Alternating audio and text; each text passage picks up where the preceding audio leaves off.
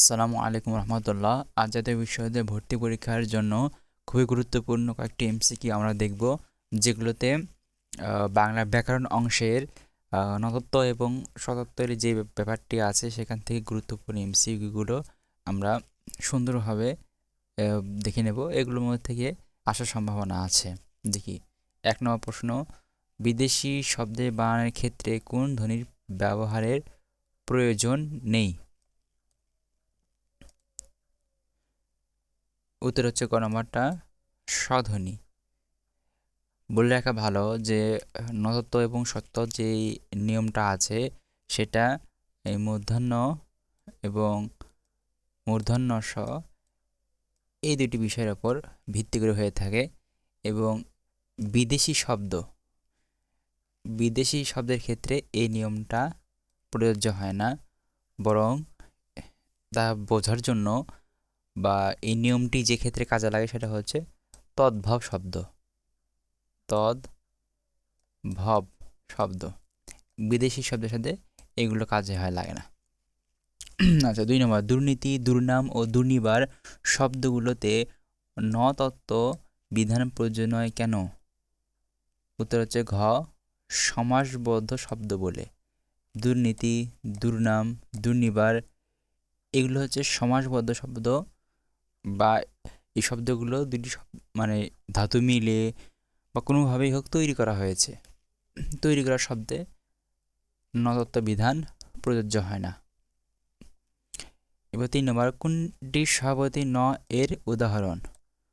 মানে এই যে উদাহরণগুলো দেওয়া আছে এগুলোর মধ্যে থেকে কোনটাতে নিয়ম ছাড়া সত্তাগতভাবেই মূর্ধন্য ব্যবহৃত হয়েছে? উত্তর হচ্ছে কণিকা। এখানে নিয়ম অনুযায়ী মূর্ধন্য হয় নাই, এটা সত্তাগতভাবে মূর্ধন্য। নতত্ব বিধান অনুযায়ী সমাসবদ্ধ পদের দ্বিতীয় পদে দন্ত ন হয় নিচের কোন শব্দে এ বিধি অনুসৃত হয়েছে? সমাসবদ্ধ পদ, এটা মনে রাখতে হবে। সমাসবদ্ধ পদের দ্বিতীয় পদে দন্ত ন হয়। উত্তর হচ্ছে খ, দুর্নীতি। দুর্নীতি বানানে কিন্তু মূর্ধন্য হয় না, আর নতত্ব বিধানের ক্ষেত্রে মূর্ধন্য হয়। সুতরাং এটা হচ্ছে সমাসবদ্ধ শব্দ 1। 2 নম্বর হচ্ছে দন্তন্য হয়েছে, মূর্ধন্য নয়। এরপরে কোন দুটি উপসর্গের পর কতগুলো ধাতুতে মূর্ধন্য স হয়? এটা হচ্ছে খ নম্বর অ্যান্সার, ইকারান্ত ও উকারান্ত। এটা নিয়ম আছে, সেই নিয়ম অনুসারে ইকারান্ত এবং উকারান্ত শব্দের উপসর্গের পর মূর্ধন্য স হয়। যেমন বি সহ, এই ধরনের বাক্যের শব্দের ক্ষেত্রে এই বিটা হচ্ছে উপসর্গ। এই উপসর্গের পরে এখানে মূর্ধন্য স ব্যবহৃত হয়েছে। তৎসম শব্দে রি এবং র এর পরে কোনটি বসবে? তৎসম, এখানে হচ্ছে গ নম্বর, মূর্ধন্য। যেমন ঋণ।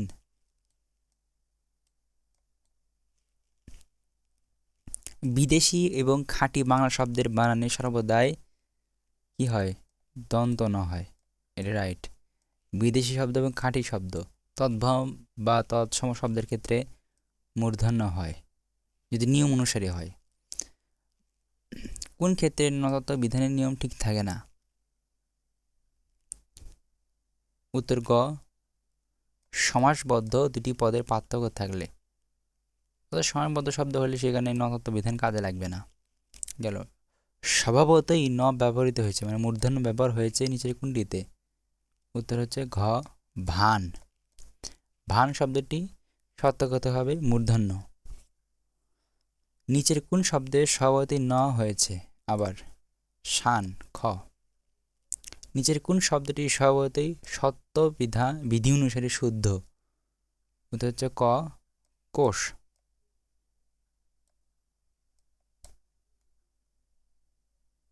নিয়ম ছাড়া বসেছে কিন্তু। কোন শব্দে স্বভাবতই স হয়েছে? স্বভাবতই। পৌষ। খ নতত্ব বিধি বা বিধান অনুসারে কোন বানানটি শুদ্ধ? ক দুর্নীতি। নতত্ব বিধান অনুযায়ী কোনটি অশুদ্ধ? ক দুর্নীতি। মূর্ধন্য আছে, নতত্ব অনুযায়ী এখানে দন্ত ন হবে। যদি নতত্ব খাটে না দুর্নীতিতে, কারণ সেটা সমাসবদ্ধ শব্দ, তারপরেও মূর্ধন্য আছে মানে ভুল। তৎসম শব্দের নিম্নে কোন বর্ণের পূর্বে যুক্ত ন সবসময় মূর্ধন্য হয়? এটা হচ্ছে ট বর্গীয়। যেমন কণ্ঠ, কণ্ঠের ক্ষেত্রে এটা কিন্তু মূর্ধন্য। এই বর্গীয় যে ট বর্গীয় শব্দ, ট ঠ ড ঢ এরকম। এরপরে আসছে আছে সাধিত সবিশিষ্ট নয় এমন শব্দ মুশিক। অভিষেক, দৃষ্টি, সুষমা এগুলো কিন্তু সাধিত শব্দ, অর্থাৎ এই শব্দগুলো তৈরি করা গিয়েছে বা তৈরি করা হয়েছে। উপসর্গের মাধ্যমে হোক, সমাসবদ্ধভাবে হোক, অর্থাৎ সাধিত শব্দ। নিচের কোন শব্দে কোনো নিয়ম ছাড়াই মূর্ধন্য স বসেছে? এটা হচ্ছে ভাষ্য। গ নতত্ব বিধি অনুসারে কোন গুচ্ছ অশুদ্ধ বানানের দৃষ্টান্ত?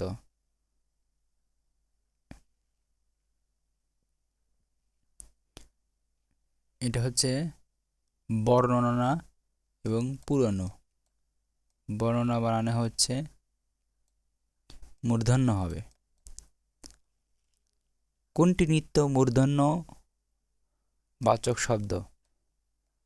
উত্তর হচ্ছে ক পূর্ণ। নিত্য, এই পূর্ণ শব্দটা মূর্ধন্য নিয়ে তৈরি হয়েছে। আচ্ছা, নতত্ব বিধি অনুসারে কোন বানানটি ভুল?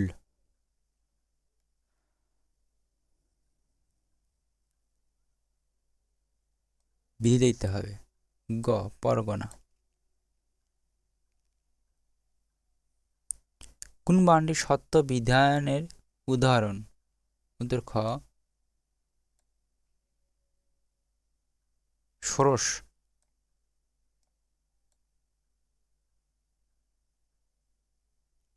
এই গেল আমাদের নতত্ব এবং সতত্ব এর জাতীয় বিশ্ববিদ্যালয়ে ভর্তি পরীক্ষার জন্য অনেক গুরুত্বপূর্ণ কয়েকটি এমসিকিউ, যেগুলো মনে রাখা জরুরি।